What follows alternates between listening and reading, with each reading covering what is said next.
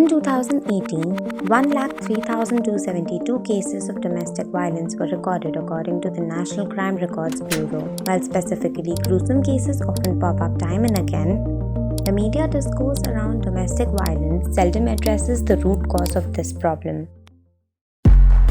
Viewers, this debate takes place at a time. We don't know what the nation wants to move to. Domestic violence is one of the most predominant kinds of crimes against women according to the NCRB. While there has been a slight decrease in reported crimes between the all-time high of 2014 and 2018, it has been estimated that only 14% of women who have been domestically abused ever sought help from a source, while a staggering 76% never told anyone. This would indicate that a lot of the systemic abuse is grossly underreported and invisible. According to the World Health Organization, 1 in 3 girls has faced domestic abuse before the age of 16. Of all the cases that do end up getting reported, the survivors of domestic violence have to navigate a toxic and, more often than not, unsympathetic and callous legal procedure. As backlogs keep building, the conviction rates of these cases continue to fall, further discouraging survivors of domestic abuse from speaking out. What is the extent of these backlogs? At the end of 2015, 83% of dowry death cases, 99.9% abatement of suicide cases, 83% cruelty by husband and relatives cases, and 99.8% of cases under PWDV Act were pending. Many of these cases were backlogs from the previous year.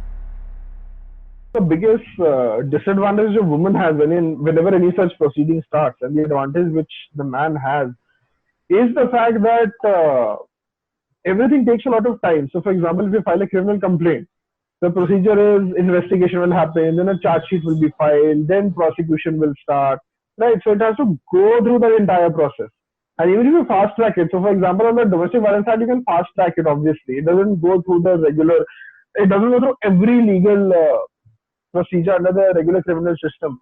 But even if you fast track it, it's going to take its own time in court, right? So that is obviously, and it's very easy to delay it when it comes to evidence and facts in any court. It's not just criminal but civil also. It's very easy to keep delaying things on one ground or the other. So obviously that's definitely the biggest loophole, so to speak, which people extract. आज रात 12 बजे से घरों से बाहर निकलने पर पूरी तरह पाबंदी लगाई जा रही है. With the onset of the lockdown, many women have been forced to spend more time in close proximity to the abusers. This is clearly reflected in the marked increase in domestic abuse complaints received by the National Commission for Women. In the 68-day period between 25th March and 31st May, the NCW received 1,477 complaints. This exceeds the number of complaints received between March and May in the past 10 years. There was a 100% increase in the number of cases recorded between the first week and last week of March 2020. The World Health Organization had warned governments about the spike in domestic abuse cases induced by the lockdown. The Delhi High Court, as well as the governments of several states, have addressed the problem and have outlined measures to curb domestic violence. Despite the provisions of helplines, their effectiveness is questionable. A 2018 Harvard report found that women, especially rural women, have limited and often conditional access to mobile phones. तो 13, 12, 13, 14 case हम लोग के पास जरूर आते थे जो office तक आते थे. ऐसे महीने में इसके अलावा भी केस होते हैं जो हमारी कार्यकर्ता को तो बताते हैं लेकिन ऑफिस तक नहीं आते, है ना, कि नहीं और नहीं जाना है, इसको रिपोर्ट नहीं करना है, सिर्फ आपको बता दे रहे हैं, हमको बताइए कि हम क्या करें. तो उस तरह के केस को अगर हम छोड़ दें, लोग जो बताते हैं हमारी कार्यकर्ता को, वैसे 12 से 13 केस हमारे पास.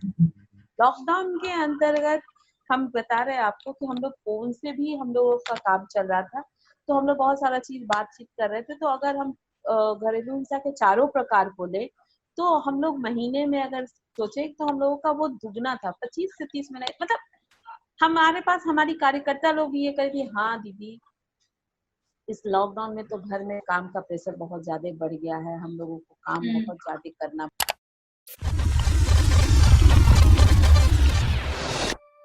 एक दिन रात के 10 बजे हमको फोन आया लगभग कि मेरी बेटी के साथ प्रॉब्लम हो रहा है।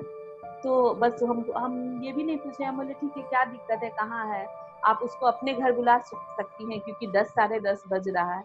तो बोली हाँ बुला सकते हैं। हम बोले आप उसको अपने घर ले आइए जाके और कल आप आ जाइएगा ऑफिस में। तो बोली ठीक है, इतना हम कर सकते हैं। वो क्या की कि वो जाती, उसके पहले वो लड़की अपने ससुराल से निकल गई और निकल के अपनी माँ के घर आई। और सुबह का मतलब आपको पता है, सुबह 4 बजे वो मेरे ऑफिस में आ गई। और ये मेरा ऑफिस है, हम जहाँ बैठे हुए हैं, इसके पीछे मेरा घर है। मेरा एक ही कैंपस में ऑफिस और घर दोनों है, ठीक है। 4 बजे सुबह आके, और जब हम लगभग 7:30 में हम गेट खोले तो देख रहे एक महिला बैठी हुई है और पूरा, हमको फोन नहीं करी, पूरा खून टपक रहा है कान से। तो हम जब देखे तो हम डर गए, हमने क्या हुआ, कौन है ये? तो दीदी कल रात में फोन किए थे। वो औरत को इतना मारा पीटा था कि उसका पूरा कान फट गया था और पूरा खून निकल रहा था। The words we use to discuss domestic violence often reflect our attitudes towards it. Media and society associate the term victim when referring to women and domestic violence. But they are not victims. They are survivors because they have gone through the violence inflicted upon them. The idea of using the word victims comes down from the overuse of the victimology by the police, which is attached to the survivors. Now the question arises, why does it happen? Societal norms are based on the deep-rooted system of patriarchy. Women are not solely subjecting themselves to patriarchy. We all are. We should not forget that the spectators are also equally responsible for holding up a system where it is okay for a man to inflict violence upon a woman. Everywhere around us, violence is normalized and we cannot blame women for accepting the violence. These societal norms which surround us everywhere make the suppression invisible, hence making every member of the family responsible to an extent. What do you think gives them the right? What makes them think कि अरे यार मुझे, I think it's okay to beat my wife. If she does this, it's okay. That is not something that some men internalize and other men don't. This is what all men internalize. And this is what all women internalize. Okay, imagine you're in a car, you're going in high speed, and you have a feeling you may crash and you may die. Can you imagine the fear?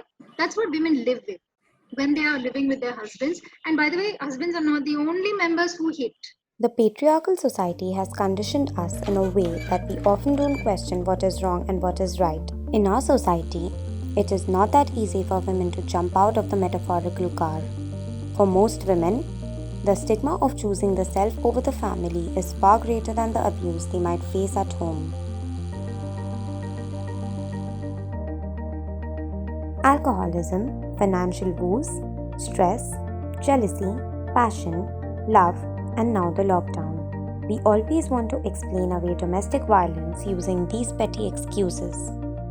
Perhaps it's time to ask, why do men beat?